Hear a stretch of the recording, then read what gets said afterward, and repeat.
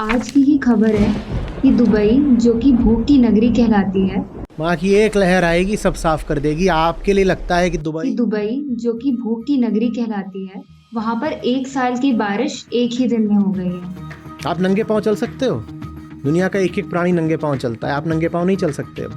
आप तो अब बिना ब्रश किए ना जी पाओ, सर में दर्द हो जाएगा। आपके लिए प्रतिदिन नहाना जरूरी हो गया है। दुनिया में कोई प्राणी नहीं प्रतिदिन नहाता। आपको कहाँ से मिलेगा नहाने को पानी, जब पीने को पानी नहीं है? नहाने को कहाँ से पाओगे? प्रकृति से दूर होकर हम शारीरिक रूप से सबसे असुरक्षित जीव बन गए हैं, और मानसिक रूप से भी। Renewable energy, clean green energy और ये सब कुछ, इन सब के पीछे धारणा क्या है? भोग कम नहीं करूंगा। प्रणाम आचार्य जी। आप अक्सर कहते हैं कि अहम हर एक चीज को भोगना चाहता है। आज की ही खबर है कि दुबई, जो कि भूख की नगरी कहलाती है, वहां पर 1 साल की बारिश एक ही दिन में हो गई है, जो कि बहुत स्ट्रेंज है क्योंकि वहां पे अक्सर विंटर्स में बारिश हुआ करती थी, पर अब की बार समर्स में हो रही है। तो हम देख रहे हैं कि हवाई जहाज पानी का जहाज बन गए हैं, मॉल्स वाटर पार्क बन गए हैं, और तेजी से भागने वाली नगरी रुक सी गई है। अहम बाहर छलांगे मारता है तो प्रकृति उसे रोक देती है। तो क्या आचार्य जी, प्रकृति के इस दंड से हम सुधरेंगे? एक तरह से ये प्रकृति का दंड भी नहीं है। प्रकृति, सच पूछो तो, बड़ी निरपेक्ष होती है।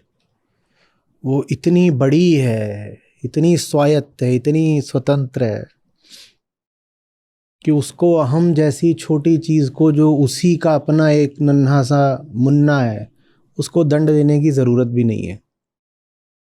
होता बस ये है कि अहम अपनी कामना के अनुसार प्रकृति से छेड़छाड़ करता है, और प्रकृति को अपनी कामना के अनुसार एक रूप देना चाहता है।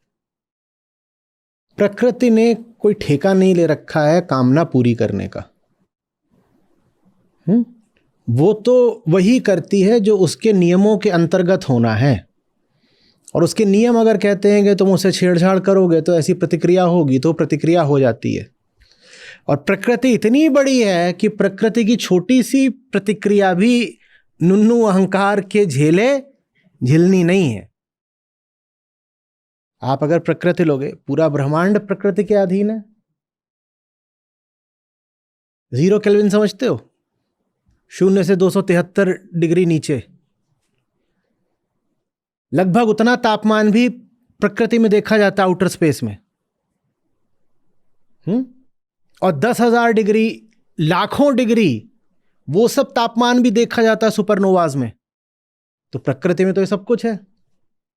प्रकृति, लेकिन अगर जो पूरी रेंज है उसमें तापमान की, उसको मनुष्य के लिए 0.0000001% भी बदल दे तो हम सब या तो जम जाएंगे या भाप हो जाएंगे।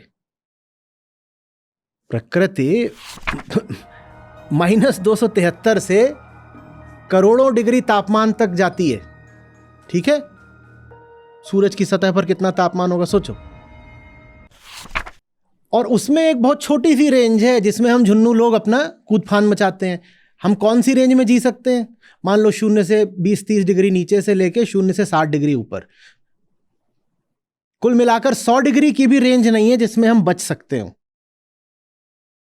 और वो भी तब जब हमारे पास हीटिंग है और कपड़े हैं और तमाम तरीके के औजार हैं और व्यवस्थाएं। अगर ये सब कपड़े वपड़े ना हो तो हम अधिक से अधिक 5 डिग्री से लेके 25 या 35 डिग्री तक में बच पाएं। रेंज और छोटी हो जाएगी। तो प्रकृति को क्या करना है? जो वो पूरी रेंज है उसकी अपनी, उसको जरा सा ऐसे आगे पीछे कर देगी हमारे लिए, तो हम कहीं के नहीं रहेंगे।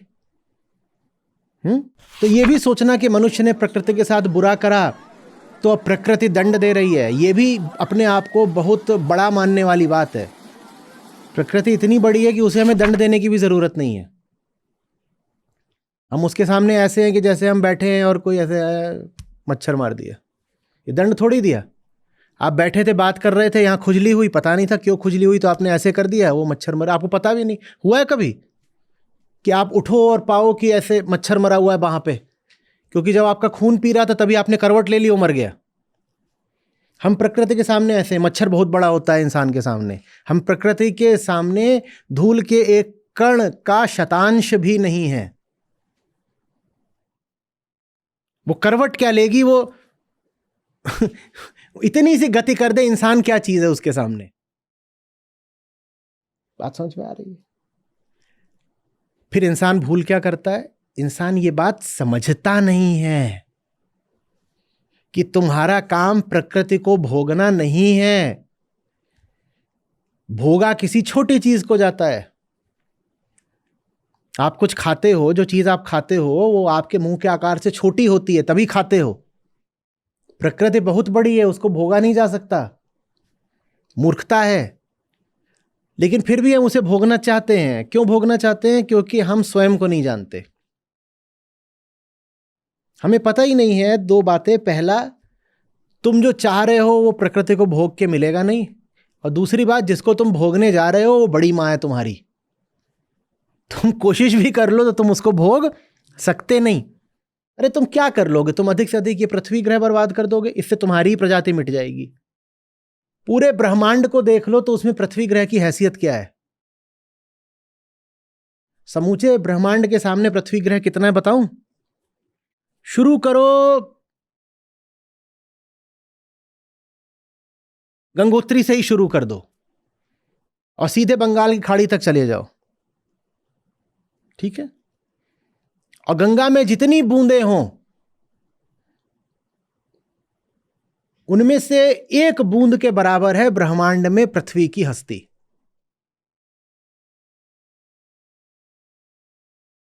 समझ में आ रही बात है? भारत का पूरा पश्चिमी तट ले लो, गुजरात से शुरू करो, केरल तक चले जाओ। उसमें बीच बीच में रेतीली बीचें आती हैं, रेत वाले तट, बीच आती है। कितने उस पे धूल के कण होंगे? कितने होंगे? या थार का रेगिस्तान ले लो, उसमें कितने रेत के कण होंगे?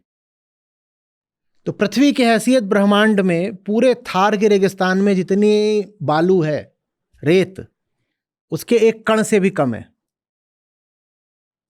तुम प्रकृति को क्या नुकसान पहुंचा लोगे? एक बार मैंने कहा था, लोगों ने कहा था the earth is heating up, the earth is sick. लोग बोलते हैं ना, global warming is the fever of the planet. मैंने कहा था the earth is not sick, the earth is just adjusting itself to eliminate man. Earth का कुछ नहीं जाता, तुम्हारा सब कुछ जाता है। इसमें तेरा घाटा, मम्मी का कुछ नहीं जाता। तू अभी 2 सेकंड पहले पैदा हुआ है,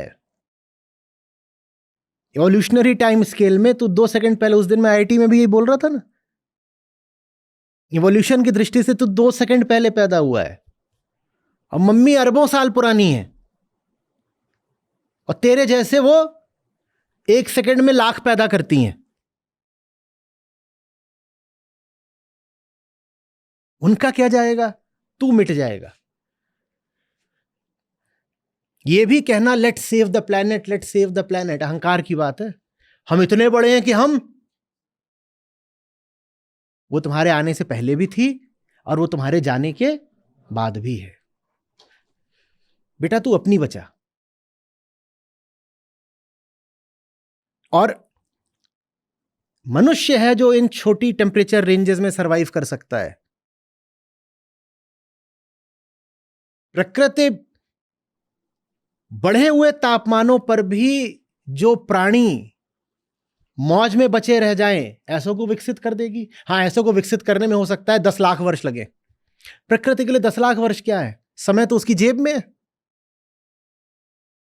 प्रकृति को कोई प्रतीक्षा करनी पड़ती है। जैसे तुम प्रकृति के बच्चे हो झुन्नू, वैसे ही समय भी क्या है? प्रकृति का बच्चा। किसी चीज में 10 करोड़ साल लग रहे हैं तो प्रकृति को कोई आपत्ति नहीं है। उसके लिए 10 करोड़ वर्ष क्या है? जैसे पलक झपकी।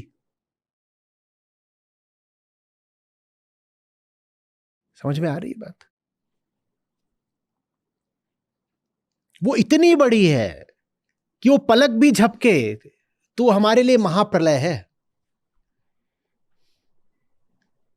महाप्रलय। कह तो रही है कि दुबई का हाल देख लो, आ रहे हैं लोगों के फोटो आ रहे हैं, वीडियो आ रहे हैं कि ये दुबई है। वो दुबई ऐसा लग रहा है जैसे हमारे बंबई में हो जाता है मॉनसून में, उससे भी ज्यादा बदतर।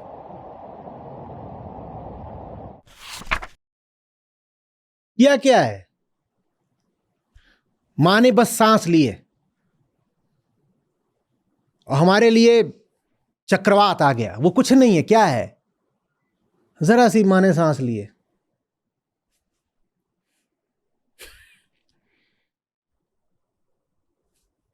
जिसको आप सूरज बोलते हो, सूर्य देवता बोल के उपासना करते हो, आपको मालूम है वो एक दुनिया के आधे तारे उस सूरज से बड़े हैं।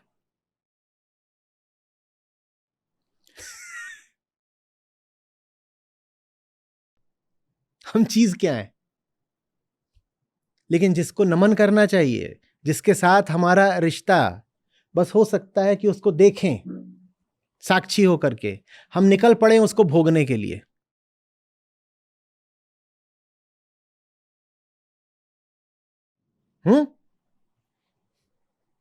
जैसे कोई देवी खड़ी हो पूर्ण अपने विकसित आकार में, अस्त्र शस्त्र से सुसज्जित, और कोई मच्छर आके बोल रहा हो मैं इनको भोगूंगा क्योंकि मैं बहुत कामुक आदमी हूं, मैं देवी को भोगूंगा। और देवी माने देवी, और मच्छर क्या बोल रहा है? मुझे भोगना है। कुछ नहीं करना, उसको बस ऐसे देख लेना है, देखने ही भर से भस्म हो जाएगा। भस्म माने क्या? माने जल नहीं जाएगा, दिल का दौरा पड़ जाएगा उसको।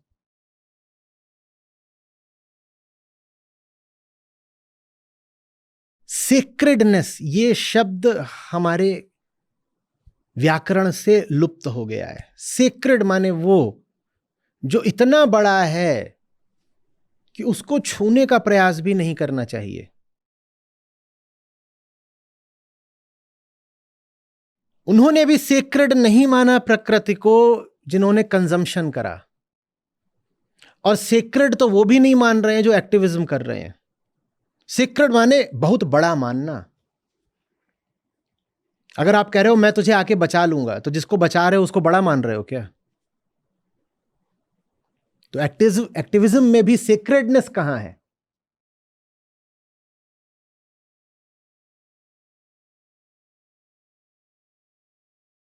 अगर सेक्रेडनेस आती है तब जब कुछ बहुत बड़ा लगता है, तो फिर प्रश्न उठता है किसके लिए बड़ा? मेरे लिए बड़ा ना। सीक्रेटनेस सिर्फ तब आती है जब आत्मज्ञान होता है, अपना पता होता है हम कितने छोटे हैं। हमारी पूरी शिक्षा में कहीं आत्मज्ञान नहीं है, हम नहीं जानते हम कौन है, तो हमें पता ही नहीं हम छोटे कितने हैं।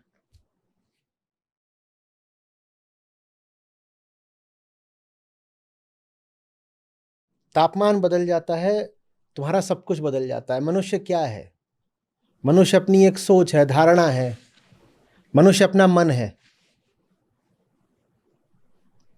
प्रयोग हो चुके हैं, शोध हैं, और उन शोधों की कोई ज़रूरत भी नहीं। ये बात आपके आम अनुभव की है। अभी इस कमरे में जितना तापमान है वो बदल जाए, आपका विचार बदल जाएगा, इंसान ही बदल जाएगा। और ये बस खाल की बात है। तापमान, नमी, दबाव, एटमॉस्फेरिक प्रेशर, ये बदल जाए, आप पूरे बदल जाओगे, इंसान ही दूसरा हो जाएगा। आप पूरी तरह से प्रकृति के उत्पाद हो। अभी इस कमरे में उमस बढ़ जाए, नमी, आर्द्रता, आपके विचार बदल जाएंगे कि नहीं? प्रयोग हो चुके हैं, लोगों को अलग अलग तरीके के माहौल में सुलाया गया, उनको सपने ही अलग अलग आए।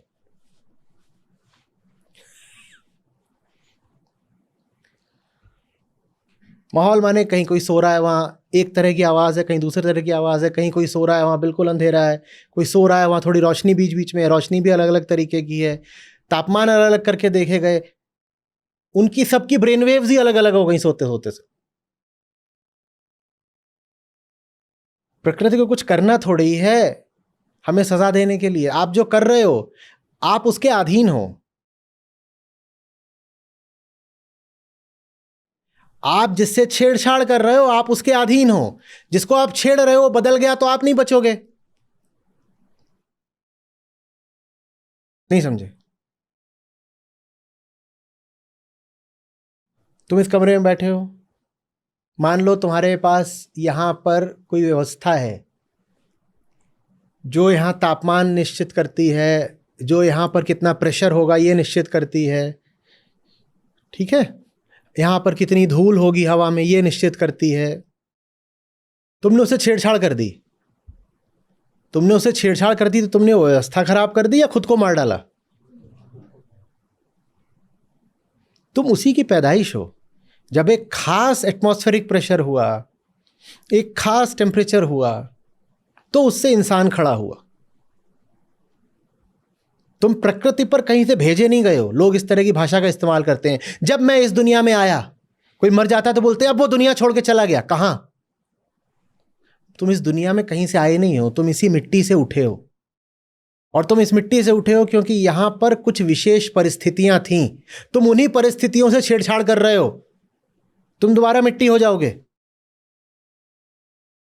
तुम जिन परिस्थितियों की पैदाइश हो, तुम उन्हीं परिस्थितियों को ऑल्टर कर रहे हो, बदल रहे हो। कोई वजह है ना कि पृथ्वी ग्रह पर जीवन है, मंगल पे नहीं है? क्या वजह है? कंडीशंस। कोई ऐसा थोड़ी है कि कोई परमात्मा बैठा है जिसने कहा प्रकृति मेरी फेवरेट है, पृथ्वी मेरी पसंदीदा है, पृथ्वी पर ही जीवन होगा। ऐसा है क्या कि किसी दूसरे लोक से कोई दिव्य गुलेल से परमात्मा ने मनुष्य को खींच के फेंका और कहा कि इसमें जो मेरा सबसे प्रिय ग्रह है वो पृथ्वी है, पृथ्वी पर ही जाके लैंड करे ये? ऐसा तो कुछ नहीं है। यहां कुछ परिस्थितियां हैं जिनसे इंसान निर्मित हुआ, तुम उन परिस्थितियों को बदल रहे हो। अच्छा, यहां धूल ही धूल होती तो इंसान होता? होता? जब इंसान यहां हुआ तो धूल कितनी थी, AQI कितना रहा होगा? कुछ भी नहीं।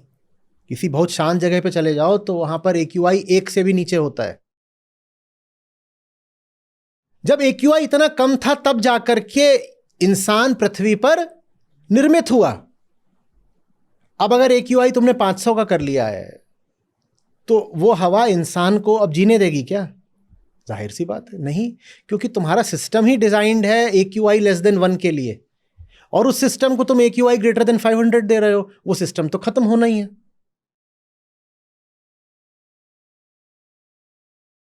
आपको मालूम है ये आंखें, चूंकि इंसान सबसे पहले अफ्रीका में खड़ा हुआ था, आपकी आंखों को वृक्ष देखने जरूरी हैं, क्योंकि आप जंगल से अभी 2 दिन पहले निकले हो। अगर इंसान 100 साल पुराना है तो जंगल से वो बस अभी अभी निकला है।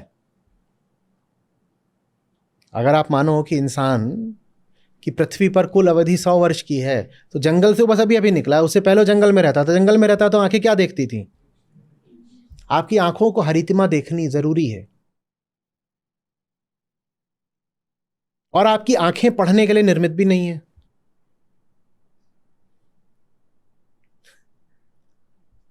बात समझ रहे हो?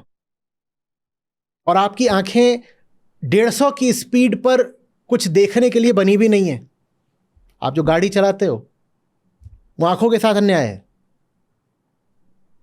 क्योंकि आंखें ऐसी हैं ही नहीं कि वो कुछ समझ पाएं कि चल क्या रहा है। आंखें कभी नहीं चली। आपकी टांगें कितना दौड़ सकती हैं? 20-30 अधिकतम गति। आंखें उतने में तो पता लगा लेती हैं क्या चल रहा है, उसके आगे फिर आंखें जवाब देना शुरू कर देती हैं। टीवी देखने के लिए आपकी आंखें बनी ही नहीं है। समझ में आ रही है बात? ये इसमें से कुछ चीजें ऐसी हैं जिनकी हम कुछ व्यवस्था कर सकते हैं, जैसे चश्मा लगा लिया, क्योंकि आप देखोगे टीवी मोबाइल, आप किताब पढ़ोगे तो ठीक है, चलो चश्मा लगा लो। लेकिन तापमान का क्या करोगे?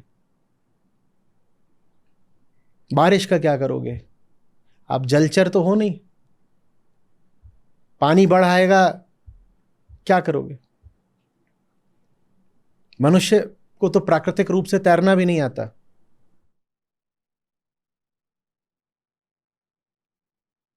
प्रकृति में जानवर होते हैं जो तैरते हैं, वो खुद ब खुद तैरते हैं, उनका छोटा सा बच्चा डाल दो तैर जाएगा।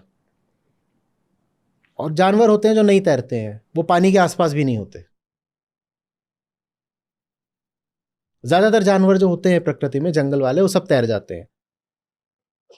आपको पता है भैंस तैरती है, आपको पता है हाथी तैरता है, ये सब मस्त तैरते हैं। सोचो हाथी तैरता है।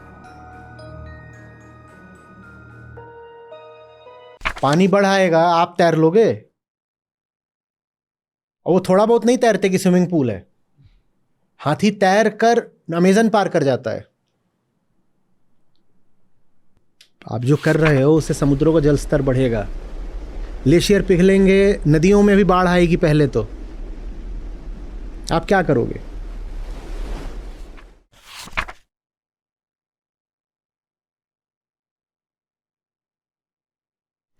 एक चीज और आखिरी, इसमें दुनिया में जितने जीव हैं उनमें से मनुष्य प्राकृतिक रूप से सबसे असुरक्षित है शारीरिक तल पर। हमारी खाल पर तो अब बाल भी नहीं होते।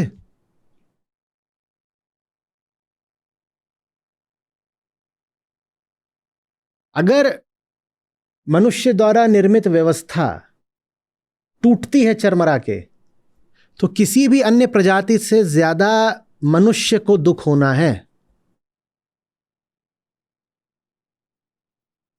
बाकियों ने प्रकृति के ही भीतर अपने लिए व्यवस्था बना रखी है। इंसान अकेला है जो प्रकृति निर्मित नहीं, स्वरचित व्यवस्था पर अब आश्रित है। आप नंगे पांव चल सकते हो? दुनिया का एक एक प्राणी नंगे पांव चलता है, आप नंगे पांव नहीं चल सकते अब। आप तो अब बिना ब्रश किए ना जी पाओ, सर में दर्द हो जाएगा। दुनिया का कोई प्राणी दांत नहीं मांजता।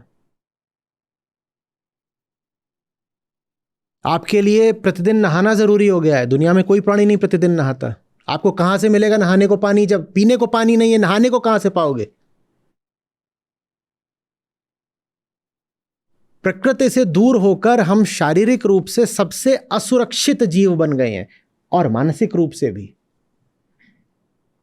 दुनिया की किसी प्रजाति में अवसाद, डिप्रेशन, मेंटल हेल्थ की उतनी बड़ी समस्या नहीं है जितनी मनुष्य में। आपने देखा है, आपको थोड़ी धूप लग जाए आपकी खाल जल जाती है, और भैंसें तो दिन भर धूप में रहती हैं तो नहीं जलती।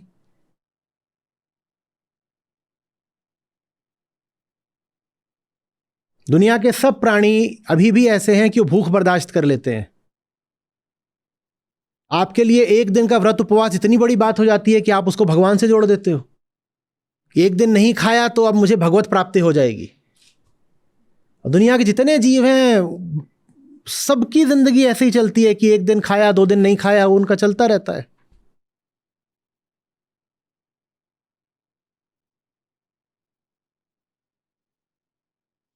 आप कैसे जियोगे बताओ? और थोड़ी ऊंच नीच हो जाए जिंदगी में तो हमें डिप्रेशन हो जाता है। बंदर को कभी देखा डिप्रेशन में? प्रलय जैसी स्थिति जब बनेगी तो बाकी प्राणी किसी तरह अपना गुजारा कर लेंगे। आपका क्या होगा?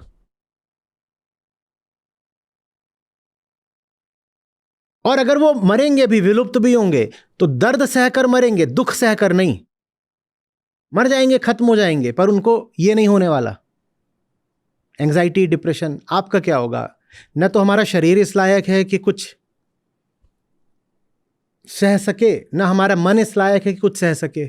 हम पृथ्वी की सबसे कमजोर प्रजाति हैं, मोस्ट वल्नरेबल। पृथ्वी की 1/4 आबादी ऐसी है जो आंशिक रूप से, अपूर्ण रूप से मनुष्य द्वारा निर्मित दवाओं पर आश्रित है।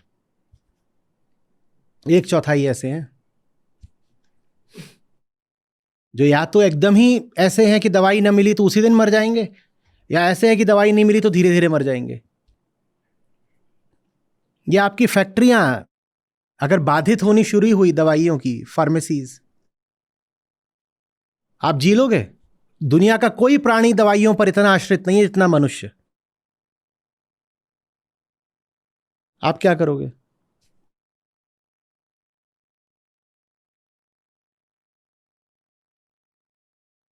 कोविड के दिनों में एक मामला आया था, एक आदमी पागल हो गया अपने बाल नोच नोच के, क्योंकि उसने जिंदगी में कभी बाल नहीं बढ़ाए थे, दाढ़ी नहीं रखी थी।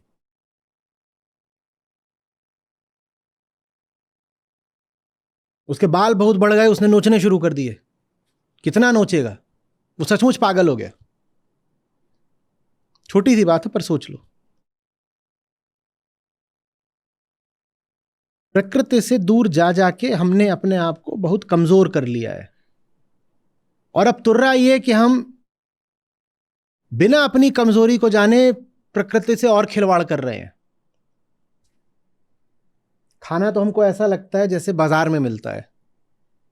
फसलें वैसे ही उगती रहेंगी अगर तापमान ऊपर नीचे हो गया तो।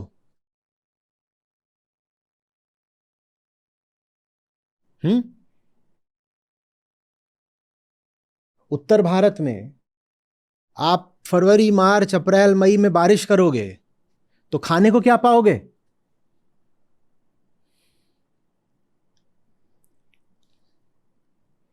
पर हमें लगता है नहीं, ये तो फैक्ट्री प्रोड्यूस्ड है आटा। किसी से बच्चे से पूछो आटा कहां से आता है, बोलेगा फैक्ट्री से आता है।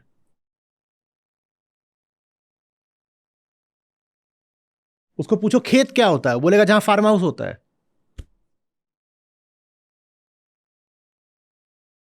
फसल उगलेगी, तापमान ऊपर नीचे हो गया। तापमान ही नहीं होता ये, पहले ग्लोबल वार्मिंग बोलते थे, अब क्लाइमेट चेंज बोलते हैं, फिर क्लाइमेट क्राइसिस बोलते हैं। सिर्फ वार्मिंग की बात नहीं है, उसमें प्रेसिपिटेशन भी है, और उसमें तमाम तरह के एक्सट्रीम वेदर इवेंट्स हैं, सिर्फ वार्मिंग नहीं है। रेनफॉल का पैटर्न पूरी तरह से बदल रहा है। तुम क्या खाओगे ये बता दो। हाँ, प्रकृति का कुछ नहीं बिगड़ता, वो दूसरी प्रजातियां पैदा कर देगी जो दूसरी चीजें खाती हैं।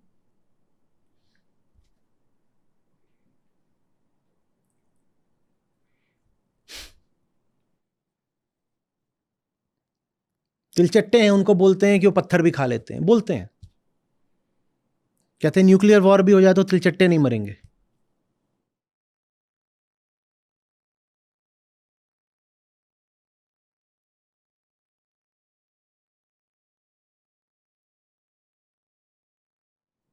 हमारे लिए बहुत बड़ी चीज है दुबई वगैरह, बड़ी माँ के लिए क्या है?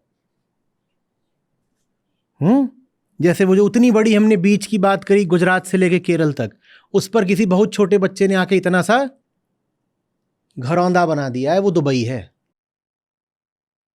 अगर गुजरात से केरल तक की पट्टी को एक साझी लंबी बीच मानो तो उस पर दुबई ऐसी है जैसे किसी छोटे से बच्चे ने आकर इतना सा घरौंदा बना दिया हो। वहाँ की एक लहर आएगी, सब साफ कर देगी। आपके लिए लगता है कि दुबई, कि चेन्नई, कि बंबई बहुत बड़ी बात है, या कोई भी तटीय शहर हमारे लिए बहुत बड़ी बात है। प्रकृति के लिए नहीं, कुछ भी नहीं। पर इंसान अपनी औकात भूल गया है। ये आत्मज्ञान की कमी से होता है। आत्मज्ञान का मतलब ही है अपनी औकात पर रखते रहना। हम कह रहे हैं बड़ी मां का भोग तो हम करते ही रहेंगे, बस भोग करने के हम ज्यादा चतुर चालाक तरीके निकाल लेंगे।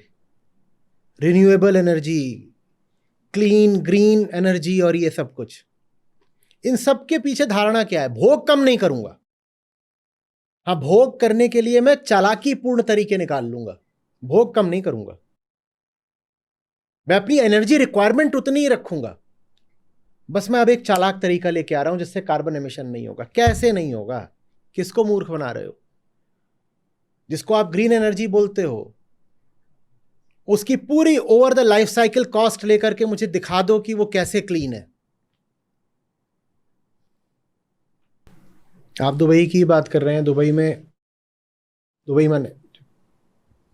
यूएई में और उधर आसपास के जो सब अरब देश हैं उनमें आप अभी पढ़िएगा, पिछली गर्मियों की खबर है। कुछ गांव, कुछ शहर ऐसे थे जिनको हमेशा के लिए अबैंडन कर दिया गया है।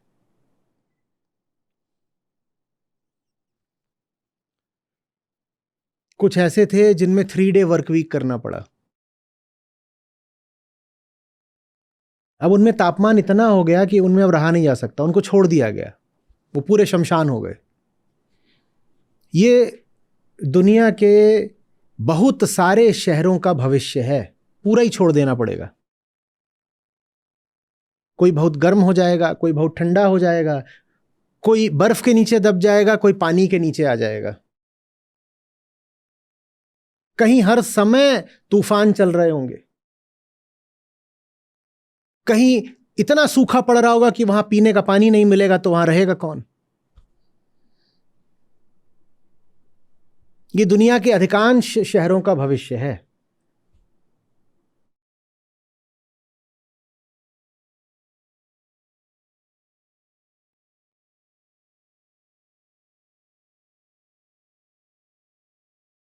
अमीरों को फर्क नहीं पड़ता। वो कहते हैं कोई भी चीज कितनी भी कम हो जाए, इतना ही तो होगा ना कि उसके दाम बढ़ जाएंगे। पानी बहुत कम हो जाएगा, हम 10,000 रुपए में एक बोतल खरीद के पी लेंगे, हम अमीर हैं।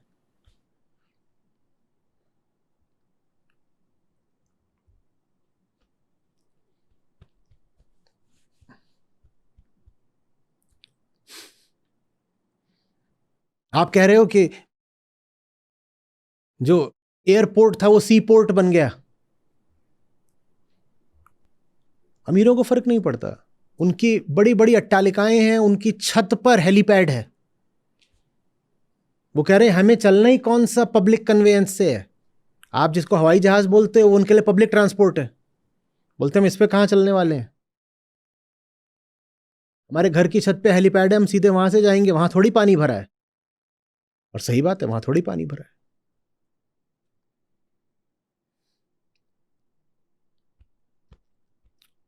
और जो उनसे भी ज्यादा अमीर हैं वो कहते हैं अरे तुम छोड़ो हेलीकॉप्टर, मेरे पास रॉकेट है, मैं सीधे मार्स में आके रहूंगा।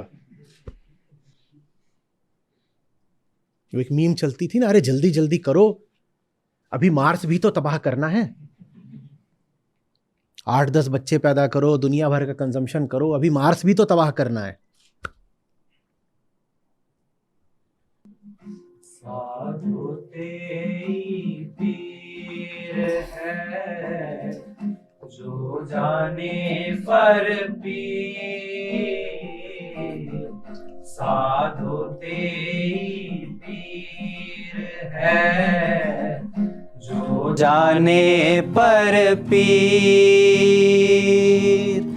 जो पर पीर न जानई, ते काफिर बेपीर रे साधो, ते काफिर बेपीर। कहता हूँ कहीं जात हूँ, कहा जो मान हमार। कहता हूँ कहीं जात हूँ, कहा जो मान हमार। जाका गला तुम काटी हो, सो फिर काटी तुम्हारे रे साधो, सो फिर काटी तुम्हार। कहता हूँ कहीं जात हूँ, कहा जो मान हमार। कहता हूँ कहीं जात हूँ, कहा जो मान हमार। जाका गला तुम काटी हो, सो फिर काटी तुम्हारे रे साधो, सो फिर काटी तुम्हार।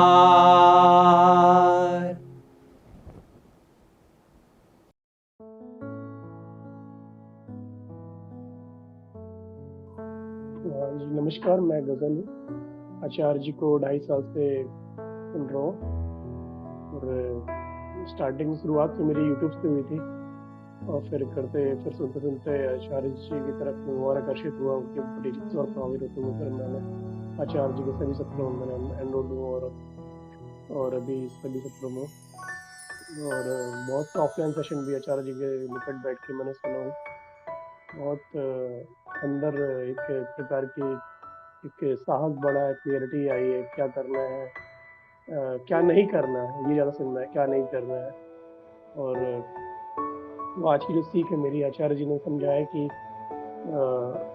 बाहर जो सोचते हैं कि मेरे पास मुझे ये चीज़ मुझे पद मिल जाए, प्रतिष्ठा मिल जाए, पैसा मिल जाए और फिर मेरे पास कुछ ऐसी समृद्धि आ जाए जिससे वो शायद मुझे पूर्ण कर देगी या फिर वो मेरा जो जीवन बदल देगी, तो उससे कुछ नहीं होने वाला है। ये अनुभव अभी हमने देखा है कि आचार्य जी ने एक चीज़ और बोली थी कि अगर छोटे रहोगे तो बड़ी से बड़ी चीज़ को भी आप छोटी कर दोगे उसको और और इसलिए इतने बड़े हो जाओ कि धूल को भी छू दो अगर, वो हीरा बन जाए।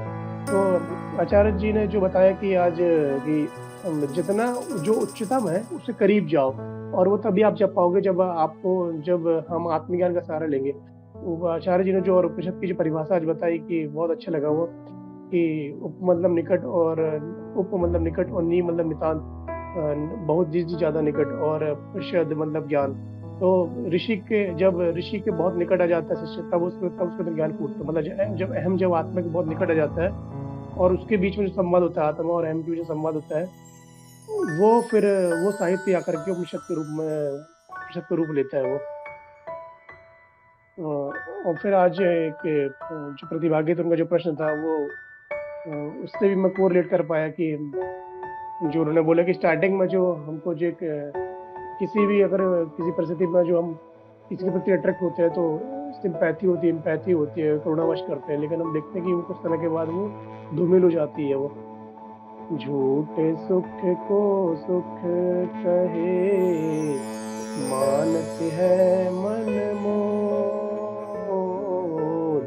झूठे सुख को सुख कहे, मानते हैं मन मोर। जगत चबैना काल का, कुछ मुख में कुछ को देर साधो, कुछ मुख में कुछ को